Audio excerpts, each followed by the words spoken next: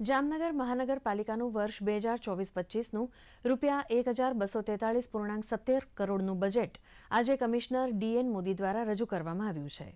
આ બજેટમાં અનેક વિકાસ કામો અને માળખાગત સુવિધાઓનો ઉલ્લેખ કરવામાં આવ્યો છે. ક્રિકેટનું મેદાન, રિવરફ્રન્ટ, સિવિક સેન્ટર, 3 નવા આરોગ્ય કેન્દ્ર તથા રણમલ તળાવ ફેઝ 3 જેવા વિવિધ વિકાસ કામોનો આ બજેટમાં ઉલ્લેખ કરવામાં આવ્યો છે. આપણે ફ્લાયઓવર બ્રિજ જે એશિયાનો સૌથી લાંબો બનવા જઈ રહ્યો છે જામનગરમાં 193 કરોડ રૂપિયાનો, સુભાષચંદ્ર બોઝ સ્ટેચ્યુથી 7 રસ્તા સુધીનો ફ્લાયઓવર એ 193 કરોડના કામે જે આપણે ગયા વર્ષે કર્યું હતું એમાં સાઇઝેબલ પ્રગતિ થઈ છે અને આ કામ ડિસેમ્બર 24 સુધીમાં પૂર્ણ થશે. 15 નવી સીએનજી બસો આપણા શહેરમાં સીએનજીથી ચાલે છે, એટલે કે ડીઝલનું પરંપરાગત ઉર્જા ન વાપરતા પર્યાવરણને અનુકૂળ ઉર્જાથી ચાલુ કરવામાં આવેલ છે. નવું જનરલ બોર્ડ 8 કરોડના ખર્ચે આ વર્ષના ઓગસ્ટ સુધીમાં પૂર્ણ થશે.